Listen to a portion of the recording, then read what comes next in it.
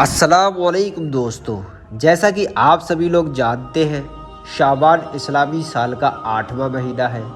شعبان کا مطلب ہوتا ہے جمع کرنا اور الگ کرنا۔ اللہ کے پیارے رسول صلی اللہ تعالیٰ علیہ وسلم فرماتے ہیں شعبان میرا مہینہ ہے اور رجب اللہ کا مہینہ ہے اور رمضان میری امت کا مہینہ ہے۔ شعبان گناہوں کو مٹانے والا ہے اور رمضان پاک کرنے والا مہینہ ہے۔ اللہ کے رسول صلی اللہ تعالیٰ علیہ وسلم رمضان کے بعد سب سے زیادہ روزے شعبان میں رکھا۔ اب بات کرتے ہیں شب برات کی، جو شعبان کے مہینے میں آتی ہے۔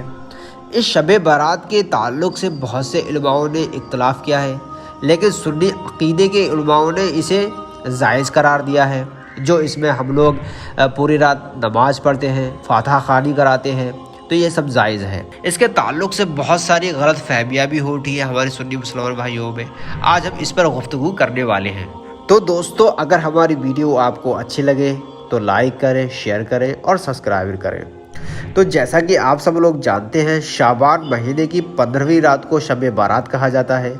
برات کا مطلب ہے بری ہونا، آزاد ہونا، کیونکہ یہ رات اپنے گناہوں سے توبہ کر کے اللہ کے فضل سے جہنم کے عذاب سے آزاد ہونے کی رات ہے، اس لیے اسے شب برات کہا جاتا ہے۔ اسے برکت والی رات اور دوزخ سے نجات پانے والی رات بھی کہا جاتا ہے۔ اس رات کے بارے میں ام المومنین حضرت بی بی عائشہ صدیقی کو بتاتے ہوئے اللہ کے رسول صلی اللہ تعالیٰ علیہ وسلم نے فرمایا کہ اس رات اگلے سال جتنے بھی پیدا ہونے والے ہوتے ہیں وہ اس رات لکھ دیے جاتے ہیں، اور جتنے لوگ اس سال مرنے والے ہوتے ہیں وہ بھی اس رات لکھ دیے جاتے ہیں۔ اس رات میں لوگوں کے سال بھر کے اعمال اٹھا لیے جاتے ہیں اور اسی رات سال بھر کی مقرر روزی اتار دی جاتی ہے۔ اللہ پاک اس رات اپنی رحمت سے اپنے بندوں کو بخش دیتا ہے، لیکن شرک کرنے والے، اپنے بھائی بہن سے دشمنی رکھنے والوں کو نہیں بخشتا۔ اس رات توبہ کرنے والوں کی توبہ قبول ہو جاتی ہے اور روزی برکت کی دعا کرنے والوں کی روزی میں برکت عطا کی جاتی ہے۔ بیماروں کے لیے دعا مانگنے پر بیماروں کو بیماری سے شفا دی جاتی ہے۔ اس رات قبرستان جانا، فاتحہ پڑھنا، ایصال ثواب کرنا، دعائے مغفرت کرنا سنت ہے۔ حدیث شریف میں ہے جو آدمی 11 بار قل ہو اللہ شریف پڑھ کر اس کا ثواب مردوں کی روح کو پہنچائے تو مردوں کو ثواب پہنچانے کے ساتھ ہی پڑھنے والے کو مردہ کی تعداد کے برابر ثواب ملے گا۔ اس رات بیری کے 7 پتے پانی میں ابال کر اس پانی سے نہائے تو انشاءاللہ سال بھر تک جادو ٹونے کا اثر سے آپ محفوظ رہیں گے۔ شب برات کی رات بہت مبارک رات مانی جاتی ہے۔ اس رات کو عبادت کی رات کہا جاتا ہے، اس لیے ہم آپ کو کچھ کام بتاتے ہیں جن کو کرنا بہت ضروری ہے۔ قبرستان جا کر مردوں کے لیے ایصال ثواب اور دعائیں مغفرت کی جائے۔ یہ رات نفل نماز پڑھنے، تلاوت کرنے اور درود و دعا پڑھنے کے ساتھ اپنے گناہوں سے توبہ کرنے میں بتائی جائے، تاکہ اللہ کی رحمت ہمارے گناہوں پر پردہ ڈال کر ہمیں دوزخ کی آگ سے بری ہونے کا حقدار بنا دے۔ رات عبادت میں گزارنے کے بعد دن میں روزہ رکھا جائے، یہ سنت ہے۔ اس کے علاوہ ایصال ثواب کے لیے کچھ میٹھی چیزیں بنوانا، فاتحہ لگوانا، کھانا کھلانا و تحفے پیش کرنے میں کوئی حرج نہیں، لیکن اسے پٹاخوں کا تہوار سمجھنا نادانی ہے جو سراسر ناجائز اور حرام ہے۔